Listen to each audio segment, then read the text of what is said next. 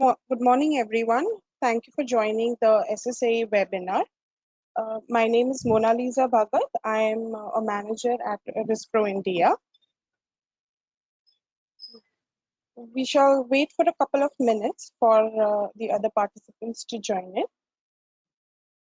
Thank you.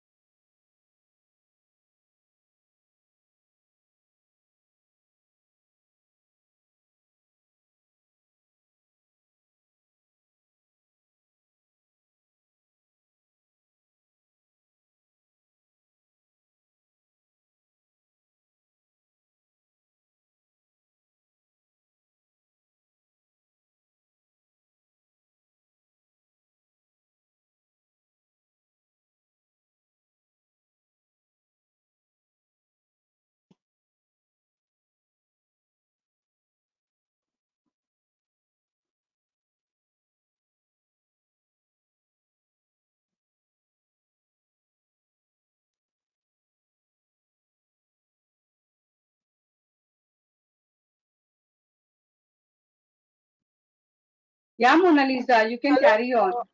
Hello, everyone, again. In the meantime, I will give you a brief overview of our company.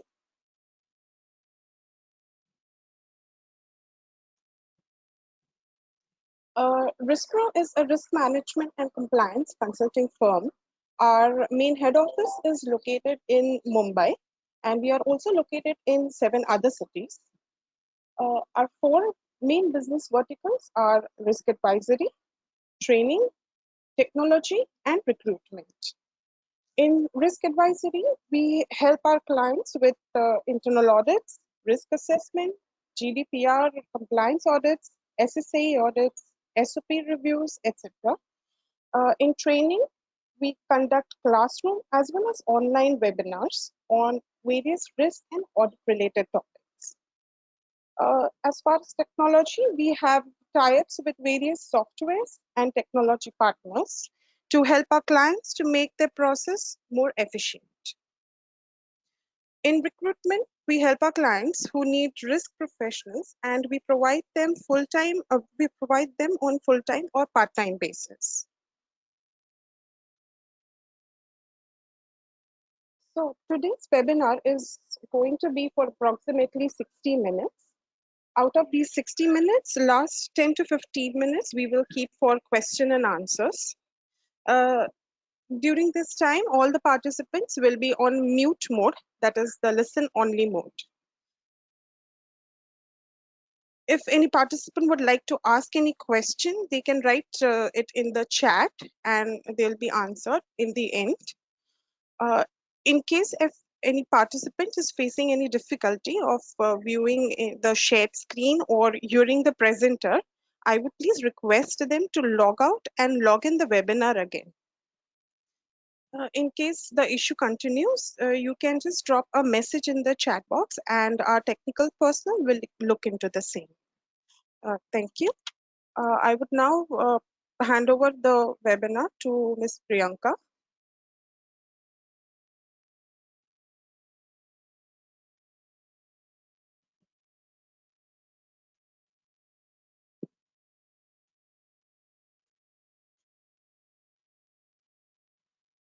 Thank you, Mona Lisa.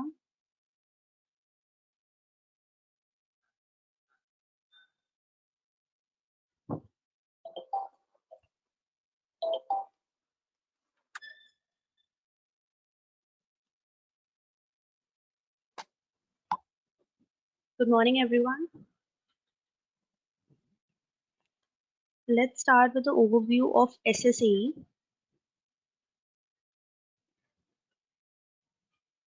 Priyanka, we are able to hear you. You can carry on. Okay.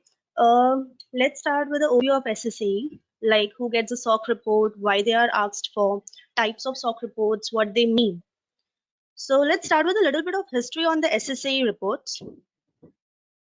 If we go back to 1992, service organizations were given an option of performing SAS 70, that is Statement on Auditing Standards number 70. It was around for nearly 20 years until it was replaced.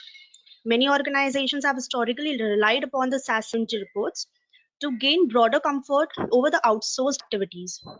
It was intended to focus specifically on risk related to the internal control over financial reporting and not the broader objectives such as system availability and security.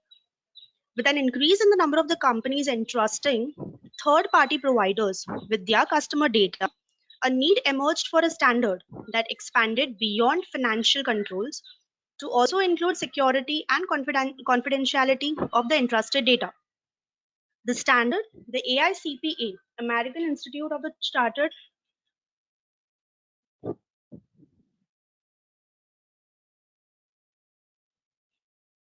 What is SOC? Service Organization Control Reports are designed to help the service organizations that operate information systems and provide information system service to other entities, build trust, confidence in their service delivery processes and controls through a report by an independent certified public accountant. There was a misunderstanding about SAS 70 is that after completing the SAS 70 audit, other service organization become SAS 70 certified. There was no such official certification. Over the course's number of years, the purpose remained the same for SAS 70, but the service organization changed. We had things like data centers and softwares or the service providers. We had infrastructure management things that really didn't get covered by SAS 70 approach. To address the needs of the information technology based service organization, SSA 16 was released in 2010. It stands for Statements on Standards for Attestation Engagements number 16. The new auditing standard superseded the SAS 70 standard. It requires companies like data centers to provide a return report that describe any and all controls at organizations that provide services to the customers when those controls are likely to be relevant to the user entity's internal control over financial reporting. In May 2017, SSA 16 was superseded by SSA 18.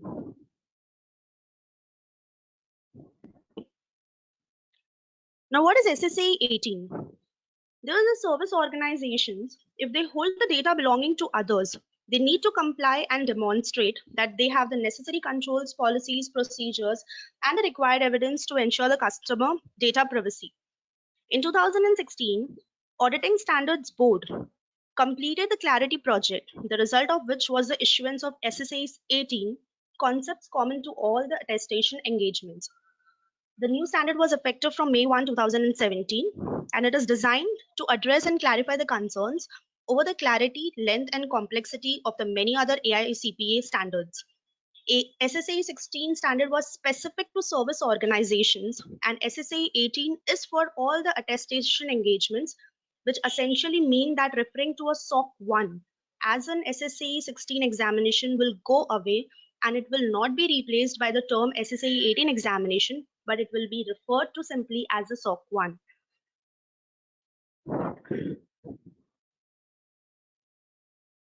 The observations that occurred, there were major changes. The reliance on the service organization was not identified. Update procedures were not properly performed. Control exceptions identified by the service provider were not evaluated. Sub-service organizations that were out of the scope report were not addressed. Complementary entity user controls were not sufficiently tested. So here are the major changes from SSA 16 to SSA 18. The third party risk, which we will be discussing in the further slides. Monitoring control for the sub-service organization. Now, there are several changes that impact the way service organization deal with the sub-service organization. What is sub-service organization? Before answering that, let's get back and define what is service organization. An entity that provides the services, for example, payroll processing, etc., to another organization. What is sub-service organization? It goes one level deeper. It's a service organization used by the original service organization to perform services. Now, so what were the monitoring controls that could include one or the more combination? The first one, reviewing and reconciling the output reports or files, periodic discussion with the sub-service organization personnel, regular site visits, testing controls, monitoring the external communication, reviewing SOC reports of the sub-service organization system. The third one, complementary sub-service organization controls. Now, what is it? CSOC, what it is usually referred as, a control that management of the service organization assumes in the design of the service organization system will be implemented by the sub-service organization, which is necessary for the achievement of a control objective which is stated in the description of the service organization system. CSOCs are to be a part of management description. Let's take an example. So basically, if you are a claims processor, maybe you process multiple types of claims, includes dental claims, vision claims, and for the dental claims, you must have outsourced the processing to another service organization. If you have a control objective that talks about completeness and accuracy of the dental claims or vision claims, in order to meet the control objective, there would be controls that you are not in charge of, but your sub-service organization is in charge of. Next comes service auditor to evaluate whether information is sufficiently reliable. And the last is risk assessment. A vendor needs a risk assessment program to identify the key risks, develop controls, and mediate findings. So as we already discussed about the SOC, the service organization control reports are designed to help the service organizations that operate the information systems, the services to other entities to build the trust and the confidence. And this is done through a report by an independent certified public accountant. Who gets a SOC examination? The purpose. It is done by the service organization. Why do they need that? To provide comfort to the user organizations. Who are the users? So the entity that uses a service organization's reports. Who will be using the report? So they will be the user organization management or the auditors.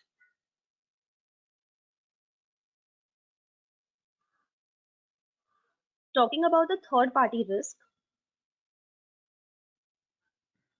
these are the various third parties. So the vendors rely on the third parties, the customers, vendors, the contractors, the fourth parties, auditors. So what is fourth party risk actually? The vendors rely on the third parties, but obtaining information about these critical fourth parties from data centers or to the power providers. The SSA 18 moves the onus of due diligence and monitoring of fourth party critical vendors onto the original vendors.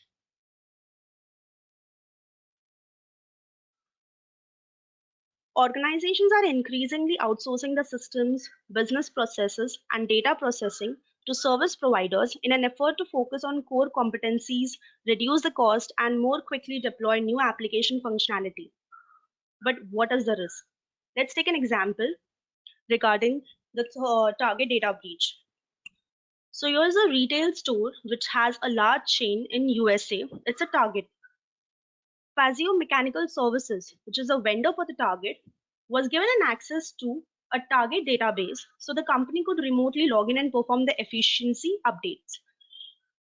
The vendor had to have the controls in place. The hackers stole a Fazio's workers' credentials and used this digital pathway to insert the destructive malware. They have stole almost 40 million credit in the debit card numbers. This is what we say use of the backdoor to enter the company. That's how they took the risk. That's where the risk involved. The third party risk management is really very important. We may be doing it in the right way. We may be managing the risk well, but are the vendors doing the same? Are they putting us to the risk? In this case, the target's security is only as strong as the weakest link in its supply chain. Hackers did not hack Target.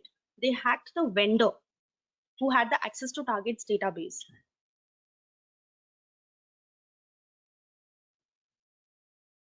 Let's take another example.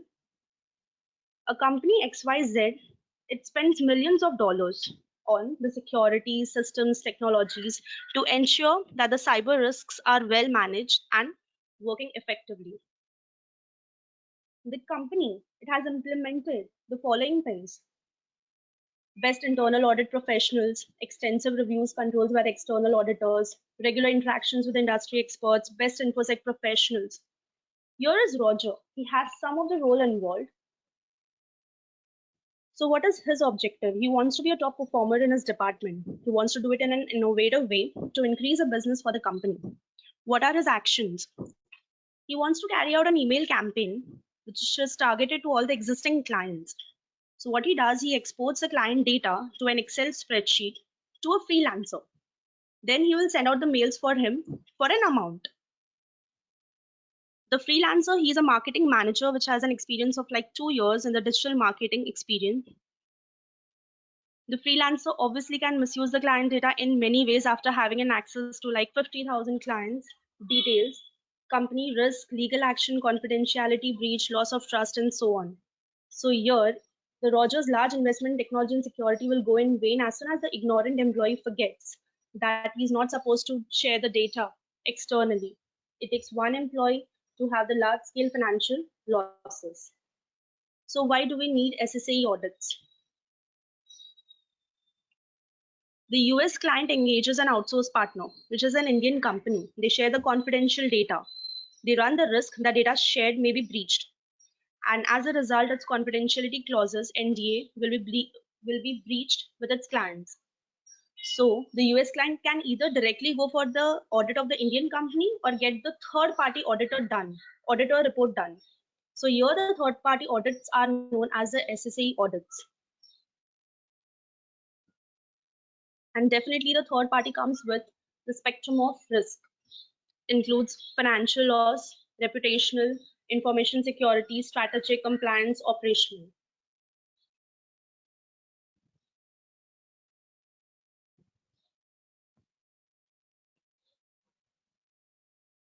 I will like my colleague to take over the further, to give the further information about the SOC reports.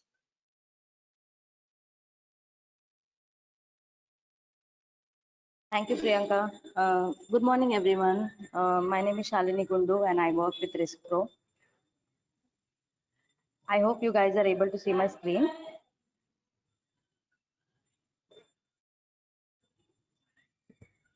Yes, Shalini, we So can see let's your screen. yeah. Thanks, Rita. So let's continue with the SOC overview.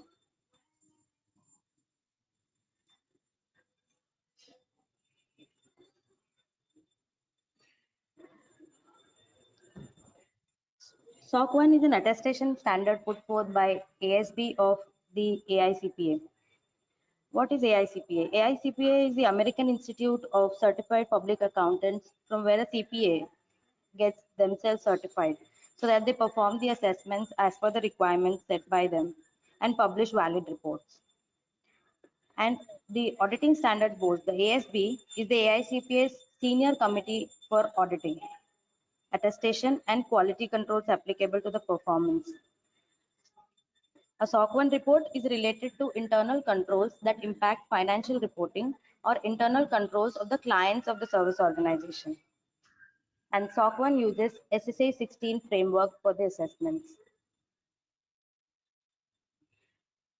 Let's have a look at the scope. The service organization would discuss and finalize the scope with the auditor in the planning phase itself of the audit, regarding what are the services, the systems, locations that are covered, and control objectives that the service organization wish to be in scope. These are all decided in the planning phase of the audit. This means the auditor will check all the evidences only related to the locations, the systems, the services that are in scope.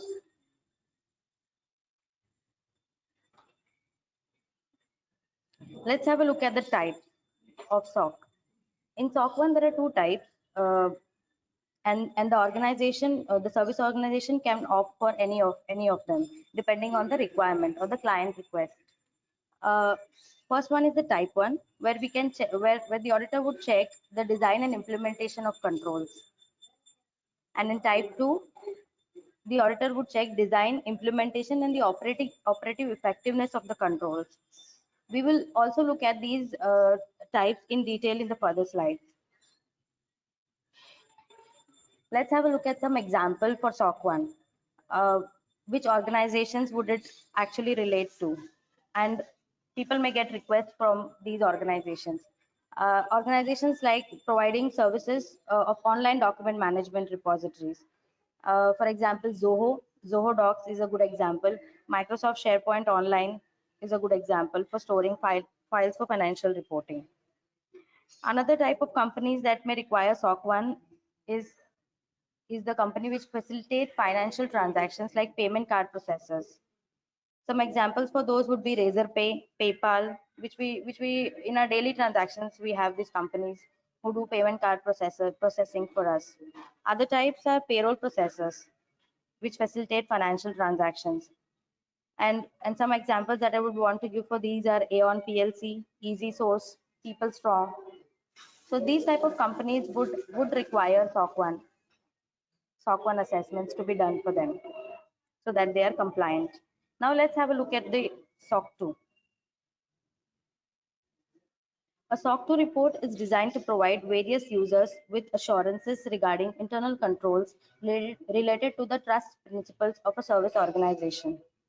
The report can apply to an application, platform, hosting services, data center infrastructure, and related areas.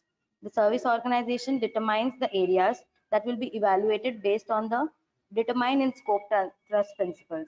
So basically in SOC 2, we have the trust principles as a key. So let's have a look at the scope.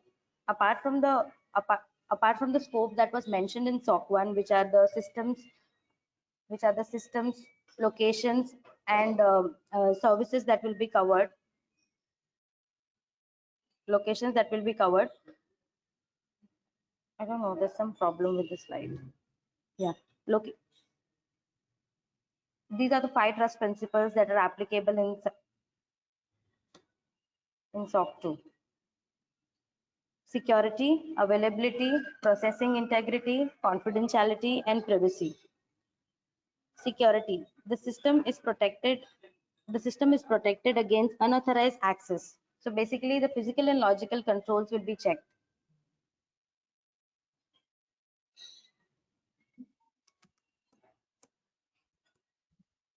Sorry for that. I think there's some issue with the slides. Shalini, why don't you just escape and be in normal mode and then again do the slide share? Yeah, now just again do the slide share. Okay. Yeah, this is fine. Yeah, you can carry on. We can see your complete slide now. No, it is not stopping. It's just moving Come on. out of slideshow then. Come out of slideshow. If it is moving again and again, you can continue like this. Okay. Okay. This is fine. Sorry We can for see clearly. We can see clearly. Yeah. Okay. So when it comes to security principle, we check whether the system is protected against unauthorized access, which is physical and logical security. Whether we have enough control, whether the organization has enough controls with respect to physical and logical security. The next principle that we check that is checked in the SOC 2 is whether the system is available. So availability related controls are checked, and whether all the systems that the organization has committed that it will be available, the availability is checked. For example, the business continuity plans, whether they are tested regularly or not. Processing integrity. So in this principle, we check whether the processing integrity of the organization is properly implemented or not. For example, the system processing is complete, accurate, and timely authorized. The next principle that we have in SOC 2 as a trust service principle is is confidentiality. Here we check whether the information is classified and protected and committed as agreed, and whether the client related data is secured or not. So basically the encryption, whether we do not share our passwords, whether we have unique accounts for people. The next one is about privacy. Personal information is collected. So in every organization, they collect personal information of their employees, of their clients, like the contact details, the email addresses. So whether these are retained and not disclosed or disposed, they are not disclosed to the internet. So these are the controls that we check in terms of privacy. SOC 2 reports can be used on one or more of the principles listed. So it's not required that we have all the principles that are mentioned here, all 5 principles. The organization in the planning phase itself can decide on whether they want only 3, only 4, or all 5 of them. So it's completely dependent on how ready the organization is with in terms of having the relevant controls for these trust principles. Again, in SOC 2, we have 2 types, same as SOC 1. So in type 1, we check the design and implementation of controls, and type 2, we check the design, implementation, as well as the operative effectiveness of controls.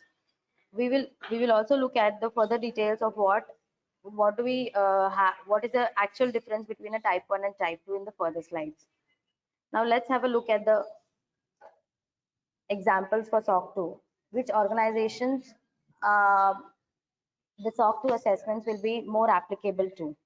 So the organization who provide co-locating or hosting infrastructure services, data centers. So for example, Entity, NetMagic is one of the examples for data centers. There are other organizations who provide applications to facilitate business activities, like cloud solutions. So we have Amazon Web Services there, we have Microsoft Azure, Google Cloud. These are the cloud solutions provider, the top cloud service solution provider, which almost all the organizations use. So for such companies, SOC 2 will be applicable. There are other types of organization which provide campaign management software, like HubSpot Marketing is an example for campaign management software. We have other organizations which provide health IT applications, like Zycom, Infinite. So for all these type of organizations, SOC 2 assessments will be applicable. Now let's have a look at the SOC 3. SOC 3 is basically it's a general use report. It's unlike SOC 1 and SOC 2. It's a general use report, and it is basically based on SOC 2.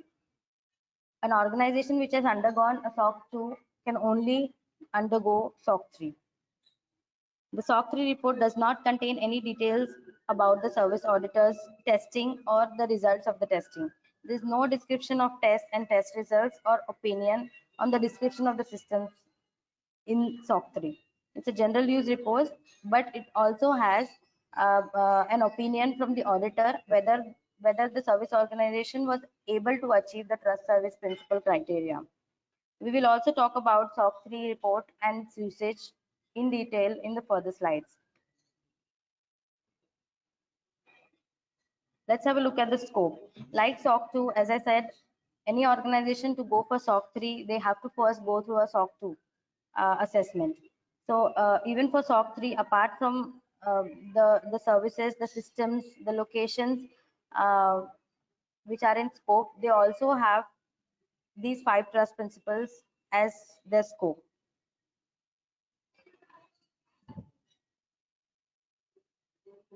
There are some considerations, as I said, that this SOC 3 has some considerations. So it's a very short report. It doesn't have a details about the testing and the operating effectiveness that we usually have in a SOC 1 or a SOC 2 report. The purpose of this report is for sharing it with the prospect customers or even with general public. So some companies there are clients who ask for a SOC 3 report or a SOC 2 report. So they may not be the direct clients, or they may be a prospect client. For such companies who are bidding for a project, SOC 3 reports are very helpful because it does not contain any what do you say, any personal data or any confidential data of the company. It only has a high level information, an auditor's opinion, and a few details of the controls that were tested, and it's a very short report. As I said, SOC 2 and SOC 3 are closely related. They may not be as detailed, SOC 3 may not be as detailed as SOC 2, but the companies that it will be applicable for are the same type of companies that a SOC 2 is applicable for. Co-locating or hosting infrastructure services and organizations which provide applications to facilitate business activities, cloud solutions, and other type of applications. Now let's have a look at the SOC reports. So as we all know now that there are three types of SOC assessments: SOC 1, SOC 2, and SOC 3. SOC 3 is basically not an assessment, but yeah, we do treat it as an assessment, as we have to do SOC 2 before that. So the purpose we have already spoken in the overview and the scope. The use of the report, as you see in SOC 1, it's restricted. Only it can be shared with the internal team, existing customers, and your vendors and their auditors. That's it. Other than that, we are not supposed to share this report as it has confidential information about the company. In SOC 2 also, it is a restricted report, and same as SOC 1, we can only share it with the internal team, existing customers, our auditors, and our clients' auditors. We won't be able to share it with anyone else. About the AICPA interpretative guidance and reporting vehicle, if you want to know more about SOC 1 and SOC 2, these are the guidelines that we can refer to when we want to know more about SOC 1 and SOC 2. So for SOC 1, it is SSA 16 and AICPA guide. For SOC 2, it is 101 AICPA Trust Services Principles, TSP 100, and AICPA guide. In SOC 3, if you see at the details of the report, just give me a moment.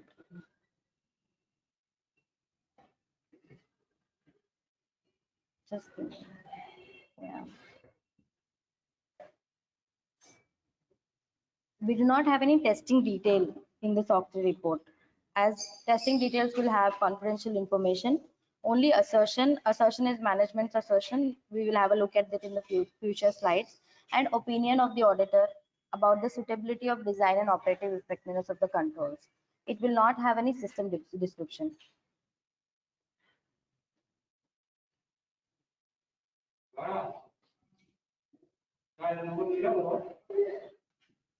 So here we have a look at the type 1 and type 2. Type 1 reports.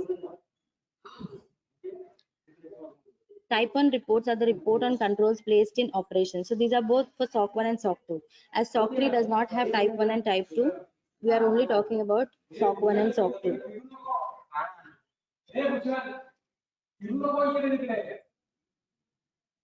Just give me a second. Oh. Just give me a moment. Yeah. Oh, Baba. A type 1 report are the reports on controls placed in operation. It is as of a point in time.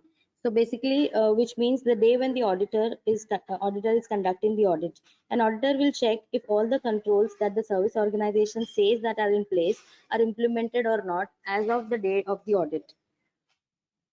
On the other side, type 2 is the report on the design implementation and the operative effectiveness of the controls that they have in place, which means an audit period will be defined, which is generally not less than 6 months.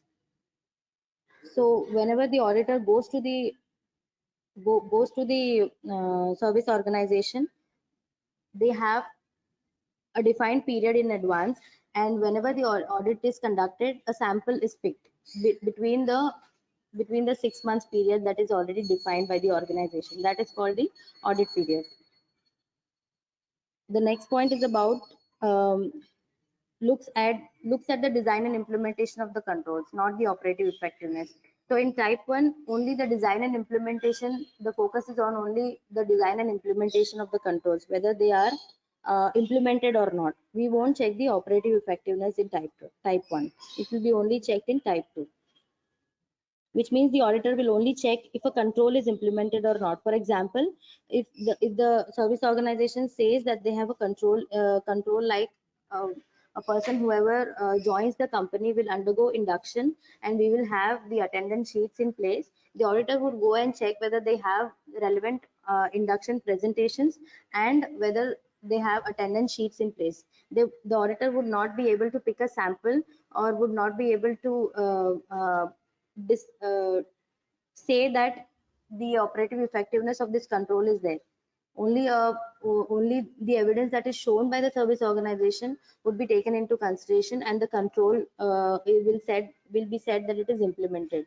On the other hand, when we talk about type 2, in type 2, as we have a defined period of audit, which is the audit period, the auditor would ask, in the same example, if you take the same example, the auditor can ask for last 6 months, he may ask for any date of the audit. So for example, if the audit period is from 1st of Jan until 30th of June, the auditor may ask evidences from day one of the audit, which may be audit period, which may be January 1st, and he may also ask from the end of the audit period, which is June 30th. So and the reason behind this is type 2 majorly focuses on the operative effectiveness of the controls. So if the organization is able to demonstrate the effectiveness in the last 6 months, only then the auditor will be able to say that the operative effectiveness of the controls is there in the organization, and the report would be that the report will have the um, same information. So as the third point says, it is considered only for information purpose. So for a person, for a person who reads the the type 1 report would know whether what are the number of controls that are implemented in the organization. They may not be functional, they may have been just implemented, but when they look at the type 2 report, they would be able to see that the implemented controls, they are able to they are already having those controls in place. They are effectively implemented. Those controls are effectively implemented. So that's why there is a difference in both the reports. And the type 2 report is more comprehensive, as it has all the testing related information, whether and it will have the information related to each control that was tested, whether the organization passed or failed the test.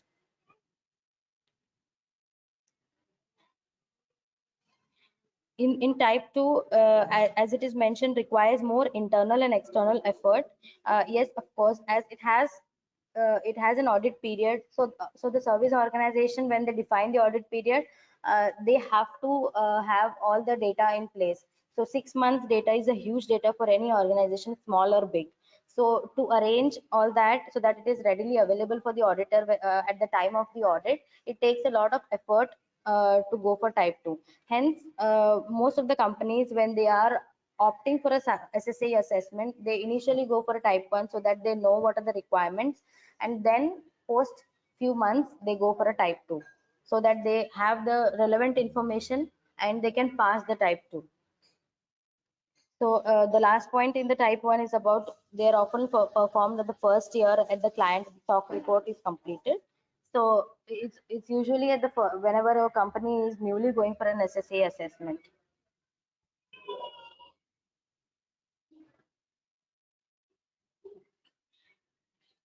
One second. Yeah.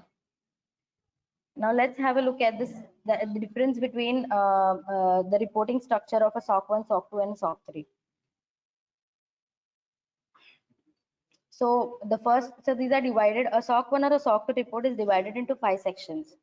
So service auditor's opinion is the first section, management assertion is the second section, and description of the system is the third one, test results is the fourth one, and other information is the fifth one.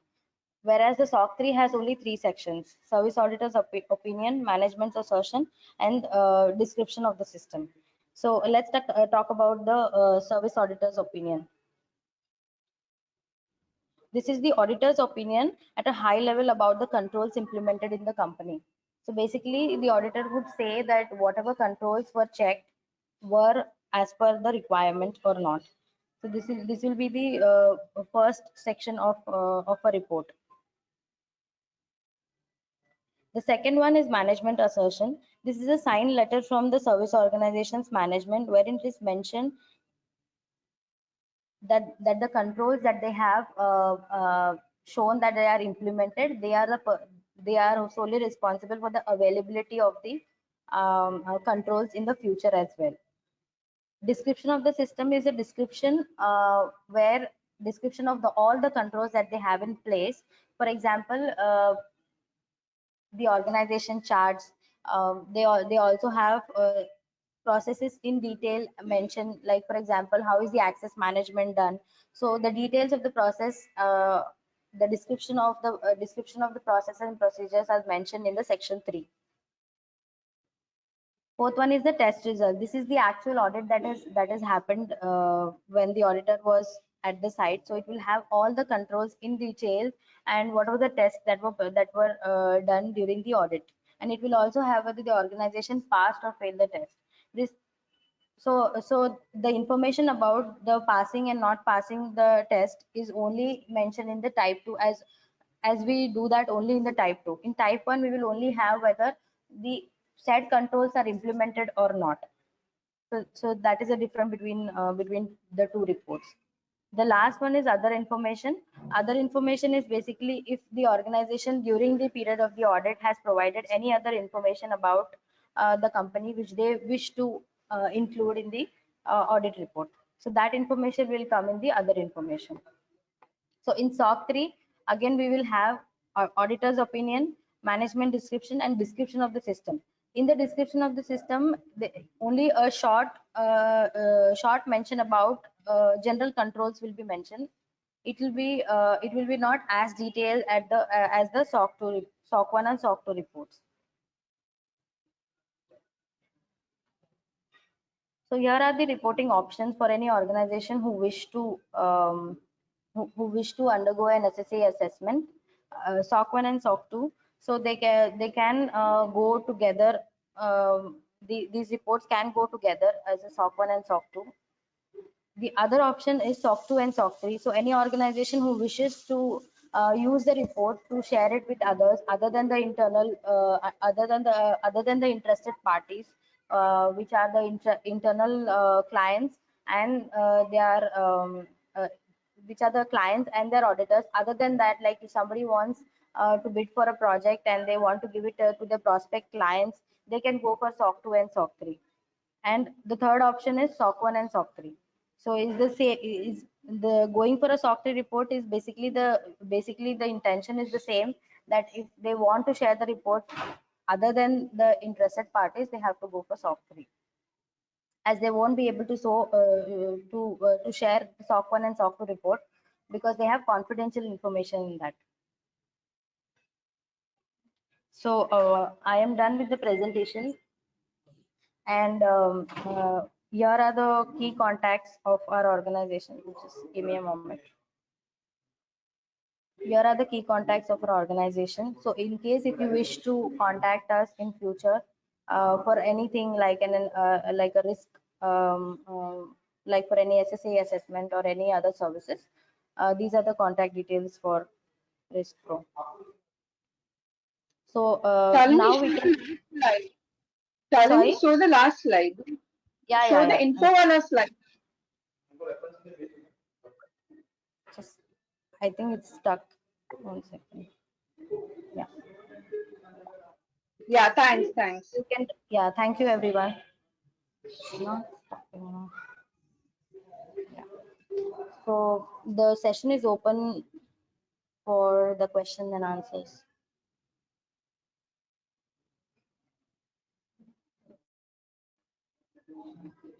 Who is reading the question? I am trying to, but then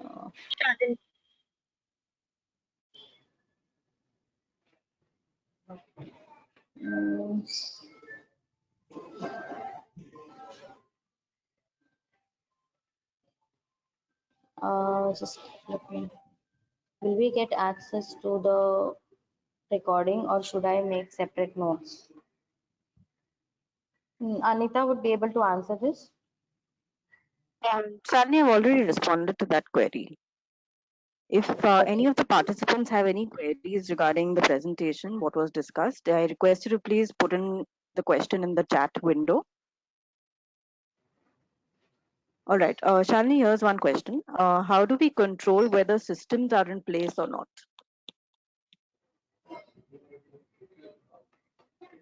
Just a second. So basically, there are few.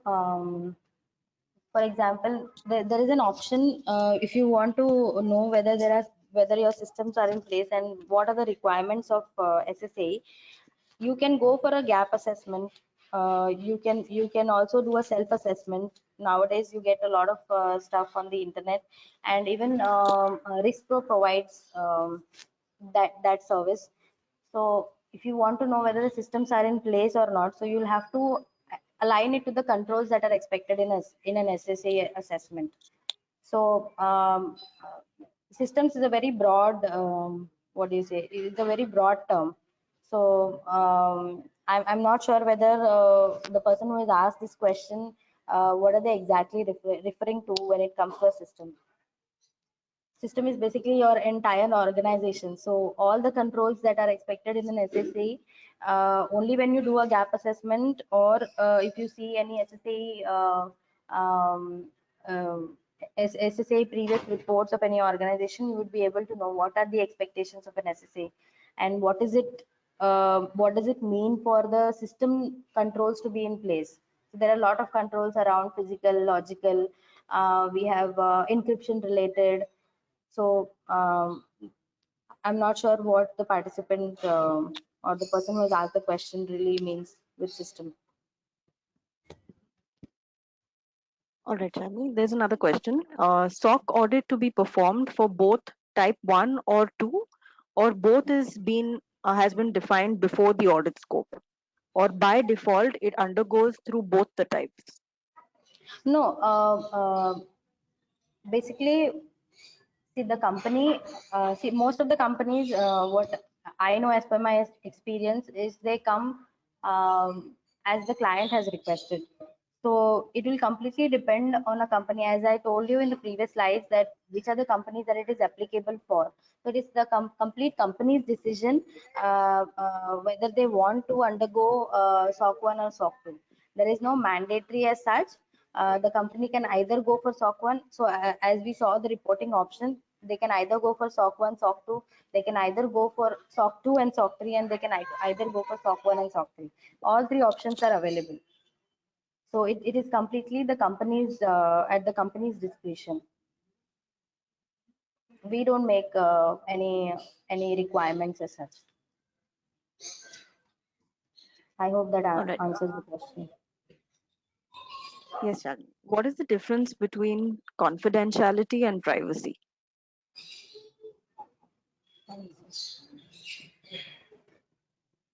So when it comes to confidentiality, it's basically where the employees of the organization, as they have access to a lot of confidential data about the company, they are expected, they are under an NDA, and they are expected to not disclose it to the outside organization.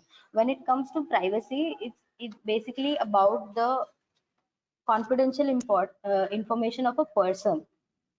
Okay, so when it comes to data, personal data of any client or any organization or any person, so that information should not be shared with anyone. So this is the basic difference.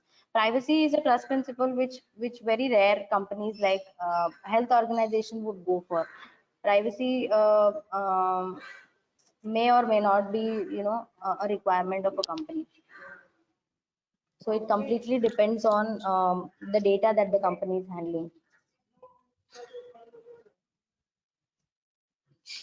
All right. The next question is, which companies usually issue a SOC 1 type 1 report? So basically, as we said, AICPA is an organization which certifies a CPA. So any CPA or an individual CPA or a CPA firm will be able to issue these reports. They will be able to do the assessments and they'll be able to issue these reports. Only a CPA firm can do that. Even a non-CPA firm can do it, but then they will at the end have to get it reviewed by a CPA. So in RiskPro we have Mr. Manoj Jain as a CPA from the AI CPA. They do have a license number. So for the market to accept the report that is published, it has to be reviewed by a certified and licensed CPA.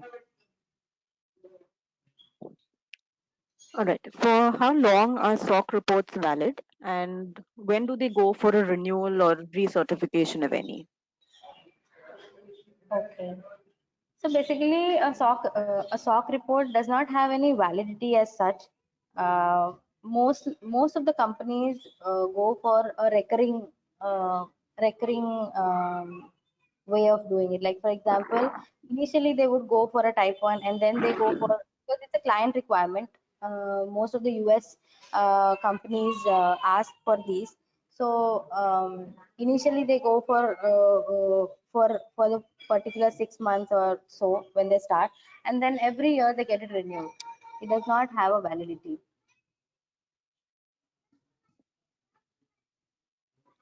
All right. For security purpose, what is the best practice to secure the data while sharing with the vendors?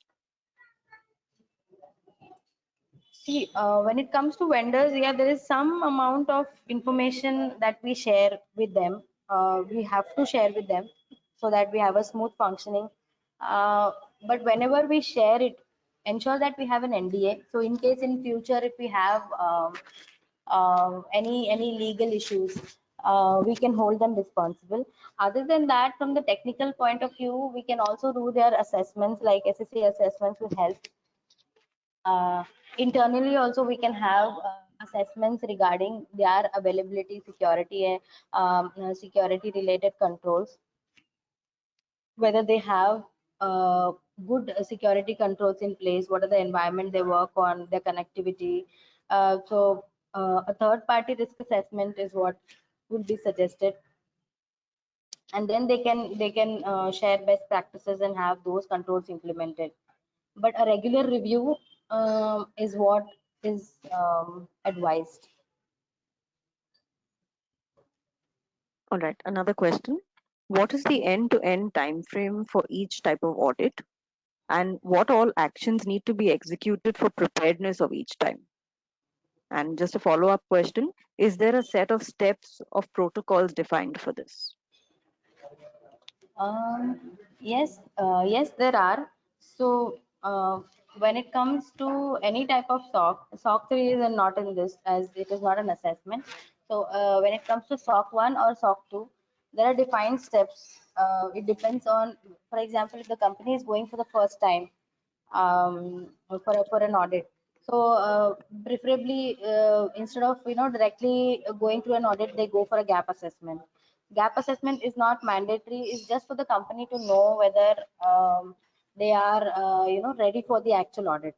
But with the companies which have already undergone different type of assessments like ISMS or any other type of assessment, any certification, they can directly go for SOC.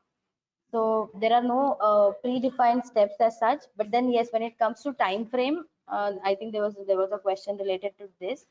uh, it, there is a difference between a type 1 and type 2. Type 1, as it is only the checks on controls whether they are implemented or not, it takes a lesser time as compared to type 2. So in a type 1, maybe it depends, and it also depends on how big the company is. Okay.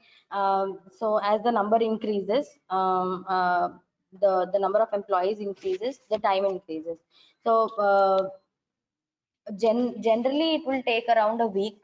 So which will for type 1, for any SOC 1 or SOC 2 type 1. So generally it will take a week. But on site, when it comes to going to the service organization personally by the auditor, it is like 3 days, 3 to 4 days. And again, it depends on the size of the company. So usually what happens that the plan is shared by the auditor.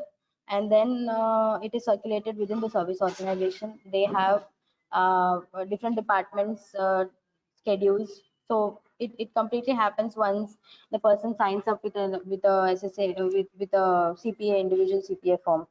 So once the audit means the on-site audit happens, there are like 1 or 2 weeks after the audit where the evidences come, the evidences are checked, and the report is prepared. So all in all, around 15-20 days are required for the audit to complete from the start to end. It completely depends on cooperation from both sides, availability from both sides. And when it comes to type 2, it will take around a month. But it completely depends on case to case basis and availability. It can also happen in like 15 days if all the data is available and it's just a check and go types. But if it is not, I mean, if the data, as I said, it is the, what do you say, coordination between both and availability of evidences. Otherwise, roughly it takes 15 days to 1 month. Did I miss anything in that question? No, you answered everything. Thank you. Another question: how the bridge letter works when the SOC report was not in the audit period, and who is responsible to share the bridge letter? I don't think we spoke anything about bridge letter. Uh, can you repeat the question again? Sure. How does the bridge letter work when the SOC report was not in the audit period, and who is responsible to share the bridge letter?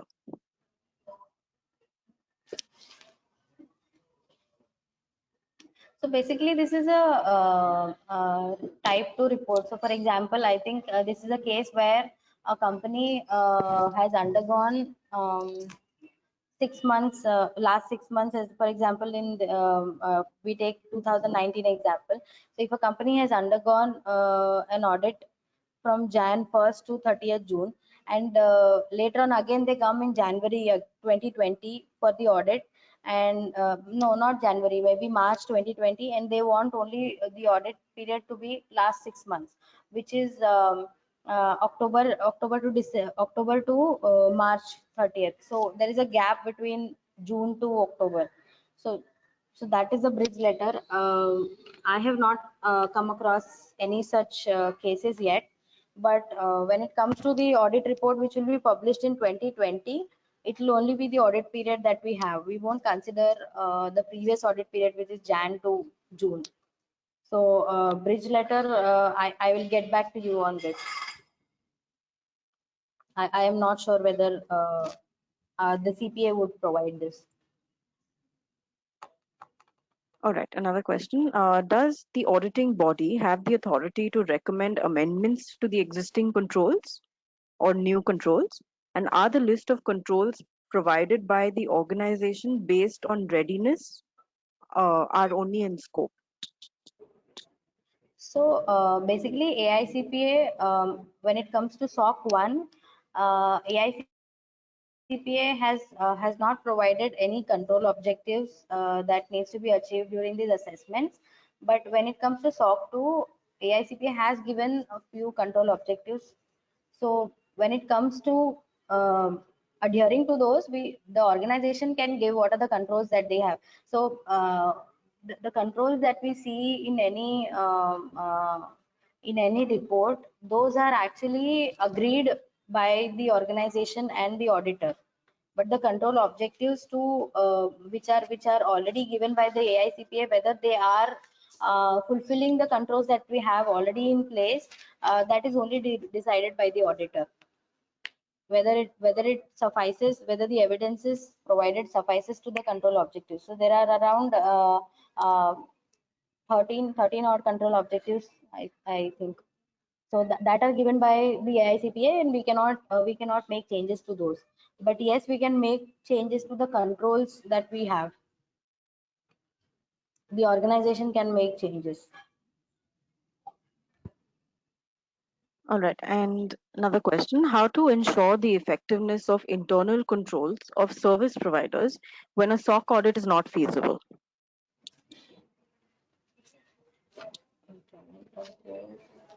Okay, so when it comes to vendors, as I said, I think it's almost the same type of question which was the first one, I think. So when it comes to vendors, periodic assessments is the key. So whenever like we do internal audits regularly just to ensure that we have all the controls in place and running, and we do not have any gap. The same way we have to do assessments for the third party vendors or any vendor that we have. Periodic assessments and SLA monitoring. This is the key.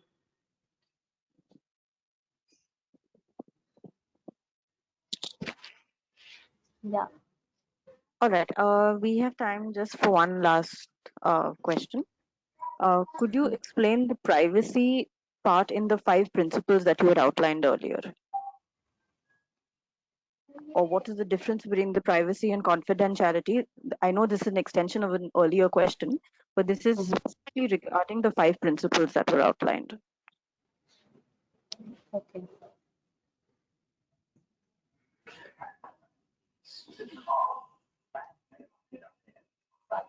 Just give me a minute.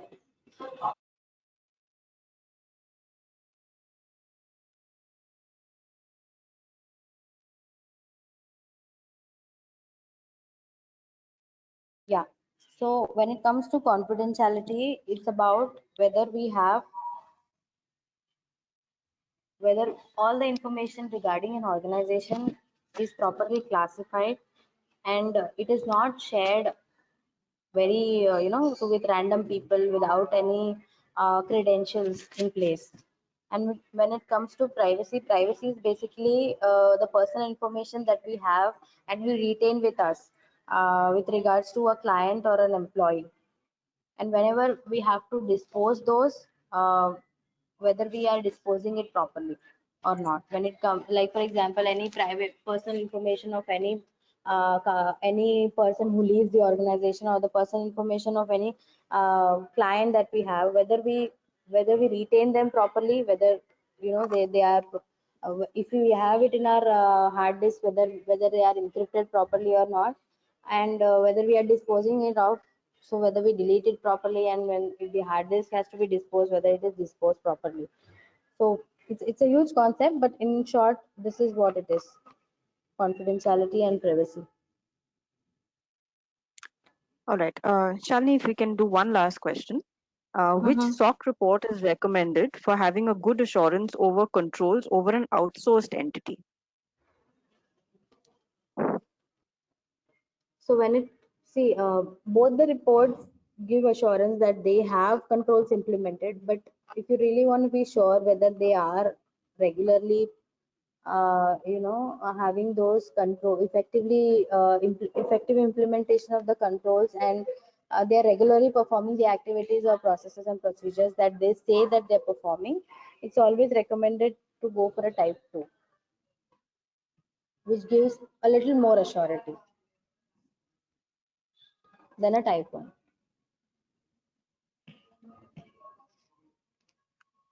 All right. So we've reached the end for the webinar session.